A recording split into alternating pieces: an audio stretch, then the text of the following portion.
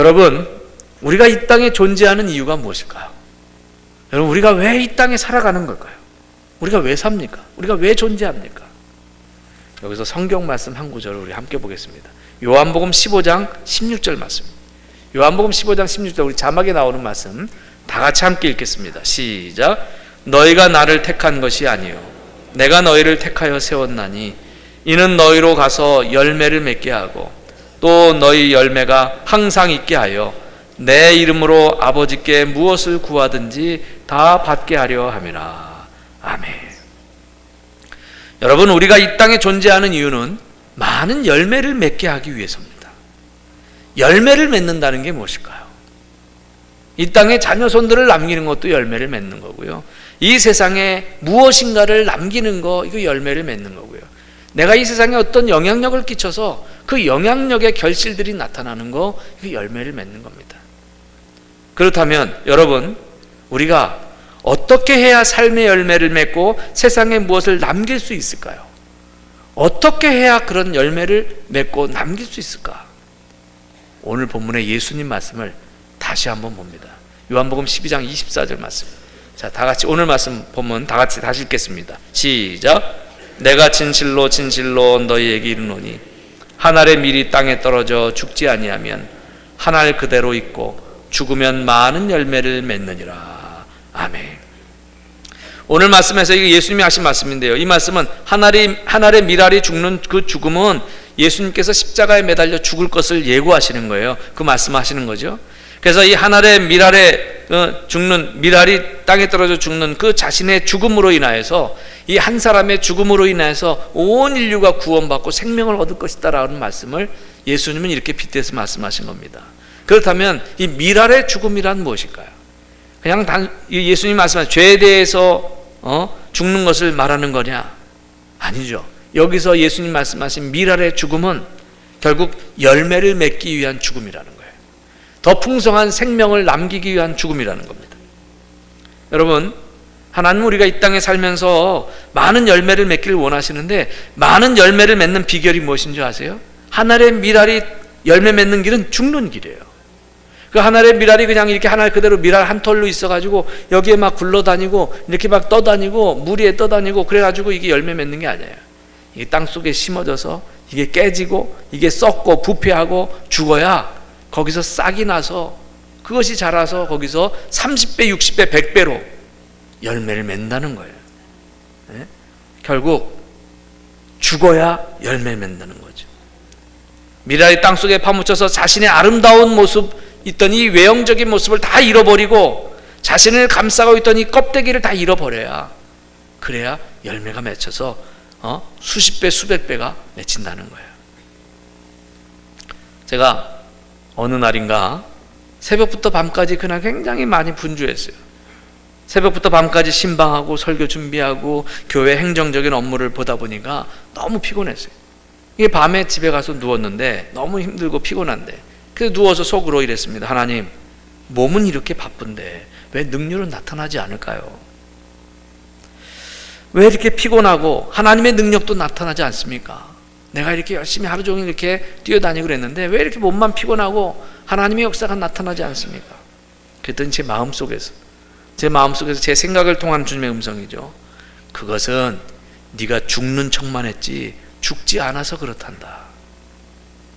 죽는 척만 하고 죽지 않았다는 거예요. 네가 목사라고 사람들 앞에서 아무리 겸손한 척해도 그렇게 하는 것으로는 힘이 없다.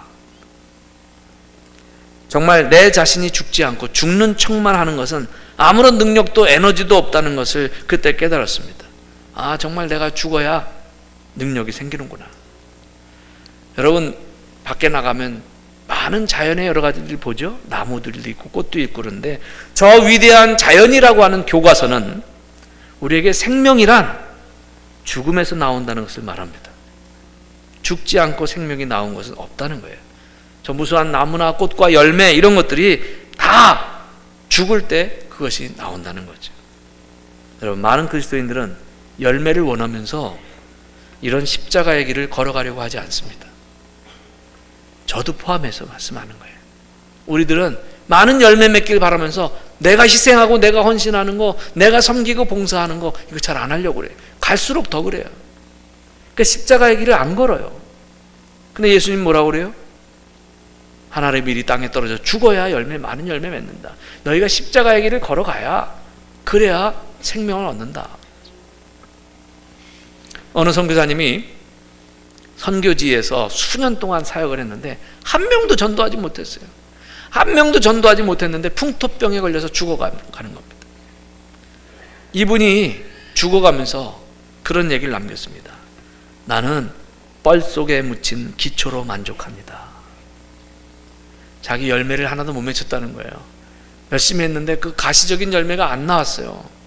근데도 하나님이 여기까지라면 난 뻘 속에 묻힌 기초로 산 것에 만족합니다 라고 한 거죠. 지금 당장 열매가 없어도 됩니다.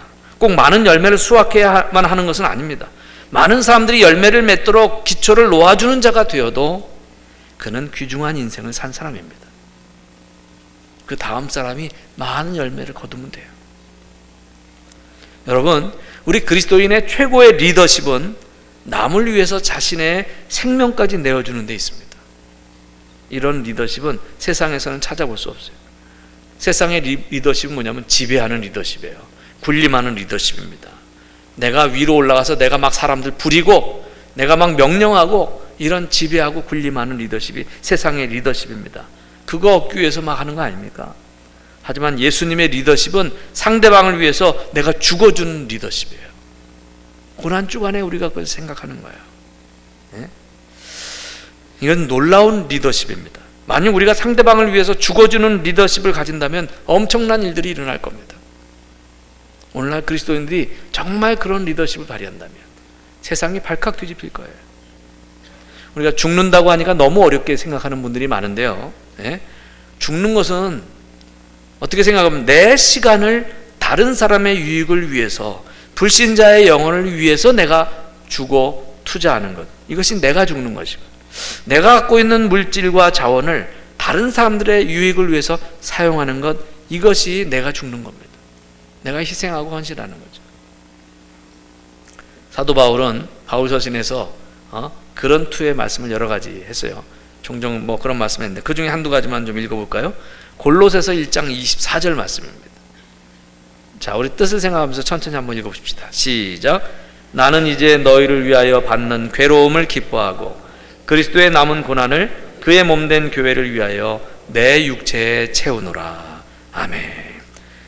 그리스도의 남은 고난을 교회를 위해서 내 육체에 채운다. 예수님이 당하신 그 고난에 비교할 만한 그런 큰 고난은 아니더라도 내가 조그마한 고난이라도 교회 공동체의 성도들을 위해서 내가 육체로 그렇게 쓰겠다, 이런 말씀이죠. 빌립보서 2장 17절, 빌립보서 2장 17절은 이런 말씀을 했어요.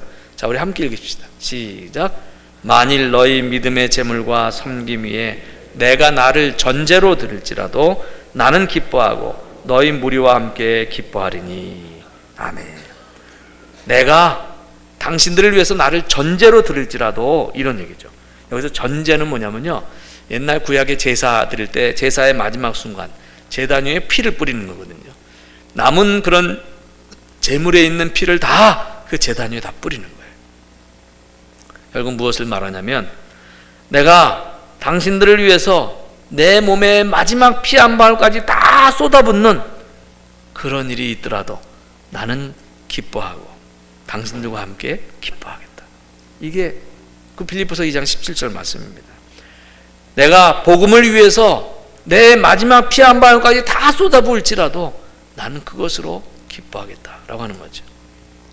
여러분, 우리가 십자가의 길을 가는 것은요, 좁은 길이고 외로운 길입니다. 그렇지만 열매가 있는 기쁨의 길이라는 거예요. 십자가의 길이 내가 죽는 길이라는 거죠. 그러면 여기서 우리가 생각할 것이 있습니다.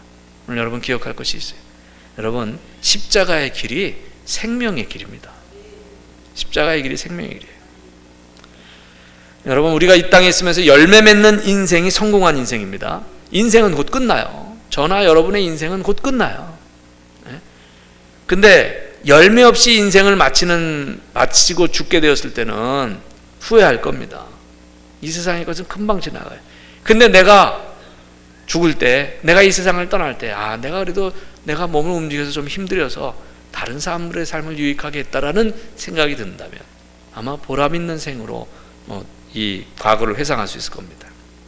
자, 이것이 열매 맺는 인생이요 십자가의 길입니다. 자, 그렇다면 우리가 이 열매 맺는 인생 십자가의 길을 잘 갈 수 있는 비결이 무엇일까요? 그 비결이 뭘까요? 딱 두 가지만 간략히 말씀드립니다. 첫째는요, 매일 주님과 가까이 하는 겁니다. 매일 주님과 가까이 하는 겁니다. 이것은 포도나무와 가지의 비유, 요한복음 15장에 예수님이 나는 포도나무여 너희는 가지니 이런 말씀 하셨거든요. 이게 뭐냐면 예수님은 포도나무 원줄기라는 거예요. 원줄기. 우리는 거기에 가지라는 거죠. 근데 포도나무 원줄기는 땅속 깊은 곳에 뿌리 박혀 있어서 양분과 수분을 다 빨아들여서 이렇게 끌어올립니다. 그럼 여기에 붙어 있는 가지는 그냥 원줄기에 붙어 있으면서 원줄기로부터 양분과 수분을 다 공급받으면서 열매를 맺어요. 그럼 우리는, 가지인 우리는 원줄기에 붙어 있기만 하면 되는 거예요. 그러면 원줄기이신 예수님이 우리에게 그런 양분과 수분을 공급해 주는 거예요. 그럼 우리는 거기서부터 양분과 수분 공급받아서 열매를 맺는 겁니다. 여러분, 우리가 십자가의 길, 이거 가기 어려워요. 우리가 어떻게 희생하고 헌신하는 삶을 우리가 살 수 있겠습니까? 우리 주님으로부터 오는 힘이 있어야만 우리가 이웃을 위해서도 헌신할 수 있고 내가 십자가의 길을 갈 수 있다는 거예요. 억지로 내가 그냥 가려고 그러면은 점점 나빠져요. 내가 먼저 자빠지게 돼 있어요. 나 자빠지게 돼 있어요. 그래서 십자가의 길을 간다는 것은 우리 주님이 주시는 힘으로 가야 한다는 거죠. 주님을 가까이 하면 불가능이 가능으로 보이고요, 자학하던 사람이 열정의 사람이 된다는 거예요. 주님의 음성을 듣는 사람은 세상 욕심에 빠지지 않고 복음을 전하는 자로 살게 된다는 겁니다. 매일 주님과 가까이 하는 거예요. 두 번째, 우리가 열매 맺는 인생 십자가의 길을 잘 가려면 주님 앞에 서는 기쁨을 기억해야 합니다. 주님 앞에 서는 기쁨을 기억해야 돼요.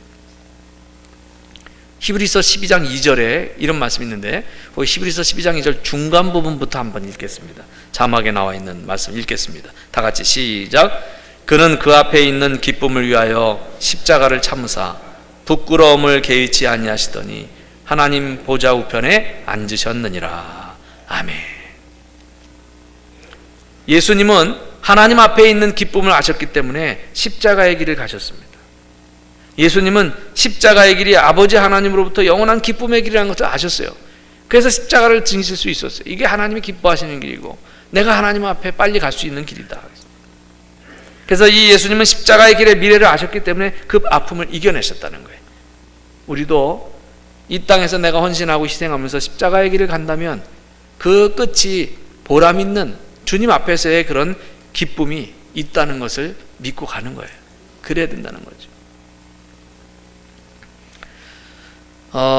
하버드 대학 교수였는데 그 하버드 대학 교수 자리를 스스로 내려놓고 정신박약 장애인들을 섬기기 위해서 자기가 스스로 자처해서 장애인 공동체인 라르시 공동체라는 곳으로 들어가서 장애인들과 함께 오랫동안 함께 생활하다가 1996년 세상을 떠난 유명한 세계적인 영성 신학자가 있습니다.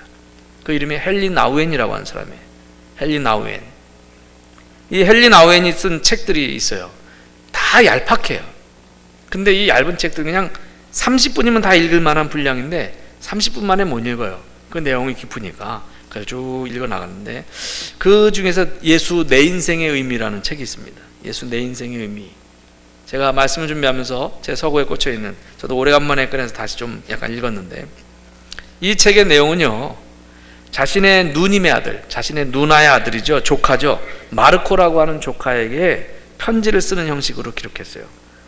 자신의 영성 생활에 대해서, 헨리 나우엔이 자신의 영성 생활에 대해서 그 편지의 형식으로 기록하는 내용입니다. 그래서 부제가 마르코에게 보내는 편지 이렇게 써 있죠. 그 내용 가운데 이 헨리 나우엔이 프랑스의 알사스에 있는 꼴마르라고 하는 도시를 갑니다. 그 꼴마르에 이젠하이머라고 하는 마을이 있는데 그 이젠하임 마을에 있는 작은 예배당의 제단 앞에 가서 구경을 한 이야기가 있어요. 그 이젠하이머 제단은 프랑스 알사스 지역에 그 이젠하이머에 있던 안토니토 수도원의 제단인데요. 이 제단에는 마티스 고타르트 그리네발트라고 하는 화가가 그린 그림이 있습니다. 여러 장의 그림이 있어요. 제가 그림에 눈을 뜨게 된, 제가 그 그림을 보는 안목이 이렇게 좀 넓혀지는 계기가 이 그리네발트의 이 그림을 보면서 제가 안목이 넓혀졌습니다. 아직도 그래도 부족한 편이지만 그래도 제가 평균 이상의 그림 보는 안목은 좀 있어요. 그 그리네발트라고 하는 사람이 그린 이 성화의 그림인데, 그 제단에 들어갈 때 첫 번째 쪽문에 있는 첫 번째 제단 그림인데, 이 그림이 이렇게 생겼습니다. 자, 그림 좀 보여주세요. 이젠하임. 여러분 눈 뜨세요. 네. 주무신 분들이 좀 계셔서 굉장히 중요한 그림입니다. 그래서 제가 지금 목양실 담임 목사실에 문을 딱 열고 들어가면 좌측 벽에 제가 요 예수님 십자가 장면을 이렇게 액자로 넣어서 해놨습니다. 요 이젠하임 그 재단에 있는 첫 번째 쪽문 위에 있는 이 그림인데요. 이 그림은 1513년에서 1515년 사이에 이 화가, 그 당시에 이 이젠하임이라고 하는 이 도시에, 이 마을에 패스트가 창궐해서 많은 사람이 죽어갈 때였습니다. 그때 이 많은 사람이 죽어가니까 이 패스트 환자를 위해서 병원에 조그만 소외배당을 짓고요, 거기에 그림을 그렸는데, 이 그림을 그린 화가가 그리네발트라고 하는 화가입니다. 여러분 인터넷에 그리네발트 내지는 이젠하임 이렇게 딱 치면 이 그림들이 쫙 수십 장이 나와요. 그리네발트가 그린 그림들이. 그래서 아마 이 그림이 왜 그렇게 우리한테 감동을 주는지 제가 이제 말씀드렸는데, 우리 여기서 아마 화면이 자세하게 여러분에게 보이진 않을 텐데요. 이 그림을 그린 그리네발트는 사람을 만나기를 싫어하는 성격에다가 아주 매우 우울한 사람이었다고 그래요. 그러니까 이게 썩 이렇게 밝고 쾌활한 게 아니라 좀 왠지 우울하고 사람들 만나는 거 꺼려하고. 그런데 그 사람이 그린 작품들은 매우 장관이고 매우 감동적입니다. 이 이젠하임 재단에는요, 쪽문이 여러 개가 있었어요.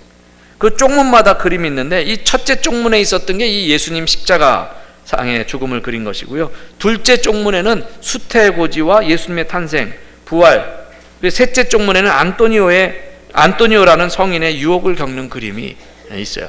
이 셋째 쪽문에 있는 그림은 이제 오늘 보여드리지 않습니다만, 그 안토니오 성인도 이 예수님과 비슷한 점이 있습니다. 헨리 나웬이 이 그림 앞에서 3시간 동안 서 있으면서 큰 감동을 받았어요. 제가 언젠가 혹시나 프랑스를 가볼 기회가 있다면 이 마을에 가서 이 그림 앞에서 나는 3시간까지는 아니래도 1시간 정도라도 서 있고 싶어요. 이 그림이 풍기는 현실감이 너무 생생했다고 합니다. 특히 모진 고초를 당하고 쇠진한, 그리고 사방이 진물로 터진 채 십자가에 매달리신 그 예수님의 몸을 보았을 때 당시 16세기에 돌림병인 패스트의 충격과 죽음에 이르는 고통이 반영되어 있었다는 거예요. 여러분 14세기부터 16세기까지 유럽은요, 패스트 때문에 많은 사람이 죽어왔습니다. 14세기에는 5년 동안 패스트 때문에 2천만 명이 죽었어요. 중세기 역사 가운데 패스트, 흑사병이라고도 하는데, 이것이 아마 중국 지역에서 징기스칸이 그 유럽 대륙을 침략했을 때 그때 묻어가지 않았겠나, 그렇게 예측을 하는데, 이 패스트로 인해서 유럽의 인구의 절반이, 중세기 유럽의 인구의 절반이 죽어갔어요. 여러분 얼마나 그러면 끔찍한지 아십니까? 내 가족, 우리 마을 사람, 내 친구, 친척 가운데 절반이 죽었다는 거예요. 패스트로. 조금 전에 봤던 그 십자가 그림에 있는 그 예수님의 모습이요, 여러분 자세히 안 보일 텐데 패스트 환자의 모습이에요. 패스트 환자의 모습. 그래서 아까 있는 그림의 그 밑에가 예수님은 십자가에서, 돌아가신 예수님은 십자가에서 내려서, 그래서 거기에 이제 그 시신 처리하기 전에 가족들이 있는 데서 이렇게 내려 있는 그 장면인데, 요걸 좀 확대했습니다. 요 장면만 확대했어요. 여러분 잘 보일지 모르겠는데 한번 보세요. 예수님의 몸이 패스트 환자의 몸이에요. 그래서 저기 종기들이 막 있고요, 고름이 짓물러서 터져 나와요. 그래서 아주 끔찍한 패스트 환자의 몸으로 예수님의 몸이 그려져 있어요. 근데 십자가에 달려있는 예수님의 몸도 저 패스트 환자의 몸입니다. 여러분 한번 생각해 보세요. 죽음의 돌림병인 이 병에 걸린 사람들을, 내 가족 중에, 내 친척 중에, 내 친구 중에 이 병에 걸린 사람들을 보고, 아니 자신이 지금 패스트에 걸려서 죽어가면서 그 두려움 속에 충격에 빠져있는 그 사람들에게 예수님도 똑같이 온몸에 고름투성이인 그런 모습으로 병들어 죽어가는 자신들과 같은 그런 모습으로 이렇게 십자가에 걸려 있었다는 거죠. 하나님이 인간의 몸을 입고 와서 우리들과 똑같이 그런 패스트 병으로 죽어가는 모습으로 그 십자가에 걸려있는 그 모습이었다는 거죠. 결국 이 그림은요, 당시 그들에게 중세기 유럽인들 패스트로 죽어가는 많은 사람들에게 성육신이 무엇인가를 뜻하는 그것을 충격적으로 깨우쳐주고 있는 그림이었습니다. 그 당시의 사람들은 예수님의 고통받는 모습을 담은 이 그림에서 예수님도 우리랑 똑같은 그런 인간이셨구나, 인간의 몸을 입고 이런 고통을 다 당하셨구나, 그 고통을 함께 나누는 그 연민을 서로 느끼고요, 또 그 용서와 무한한 사랑을 이 그림에서 느낄 수 있었던 거예요. 자신들은 지금 이 돌림병으로 죽음에 내부쳐진, 지금 내동댕이 쳐진 그런 존재였는데 죽음을 앞두고 고뇌를 겪으면서도 이 그림을 보면서, 예배당에 와서 이 그림을 보면서 우리는 내버려진 그런 사람이 아니구나, 내버려진 존재들이 아니구나 라는 것을 깨달았다는 거죠. 자, 이 그림이 있는 첫째 쪽문을 열고 들어가면 마리아에게서 탄생한 예수님과 영광스럽게 부활하신 예수님의 모습을 둘째 쪽문에서 발견합니다. 그 그림 한번 보시죠. 이게 탄생하시는 예수님의 모습과 우측에, 맨 우측에 있는 게 예수님 부활하시는 모습이에요. 여러분, 확대해서 보지 못하는 안타까움이 있는데 저거 확대된 그림을 내가 못 찾아서 지금 저기 했는데, 저 예수님의 모습을 가만히, 이 부활하시는 예수님의 모습을 보면은 십자가에 달려있는 패스트 환자의 모습이 아니에요. 온몸이 하얗고 깨끗하고 맑고 투명한 아주 완벽한 그런 몸으로 예수님이 부활하시는 거예요. 저 우측 그림이 예수님 너무 깨끗한 모습인 거예요. 당시의 사람들은요, 십자가에 매달려 죽은 골마 터진 육신이 바로 이 쪽문에서 찬란한 빛을 발산하면서 하나님의 영광으로 올라가는 것을 보는 거예요. 어떻게 생각할 거예요? 지금 너무 힘들어요. 지금 죽어가고 있어요. 자기도 지금 온몸에 고름이 나옵니다. 이런 고통 속에서 기대하는 게 뭐예요? 예수님 저렇게 깨끗한 몸으로 부활했듯이 그 부활의 영광으로 예수님이 올라가신 것을 보면서 나도 저런 부활의 몸으로 다시 영원히 살 수 있을 거다라고 하는 그 믿음을 갖게 되는 거예요. 할렐루야. 이 화가 그린의 발트는 당시에 고통받는 사람들에게 이 예수님을 보여주고 싶어 했어요. 이 그림이 저의 그림 보는 안목을 넓혀줬습니다. 헨리 나웨는 이 그림들 앞에서 3시간이나 있으면서 묵상을 했어요. 우리 인간들과 함께 고통받으시는 그 하나님이 바로 우리의 주님이시다라는 것. 우리가 이 땅에서 십자가의 길을 건다는 것은 바로 이러한 많은 사람들을 위로하고 격려하고 많은 사람들을 위해서 내가 희생하고 헌신하는 것을 말하는 거겠죠. 한 화가는 그림으로 그걸 표시를 했어요. 자, 여러분 오늘 말씀에서 기억하십시오. 십자가의 길이 생명의 길입니다. 이제 고난주일을 맞이하고 고난주간을 맞이해서 예수님이 가신 십자가의 길을 묵상하시기 바랍니다.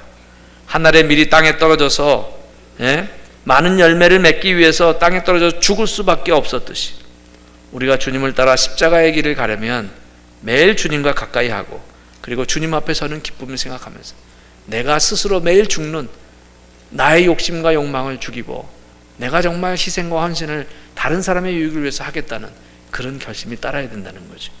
우리 고난주간 특별 새벽기도를 통해서 여러분 교회 공동체에 대해서 묵상하고 계신데 우리가 주님이 가신 그 십자가의 길을 함께 묵상하시면서 새로운 다짐을 하시게 되시길 바랍니다. 그 십자가의 사랑을 체험케 되시길 바랍니다. 그런 가운데 크신 은혜와 축복을 체험케 되시기를 주의 이름으로 축원합니다.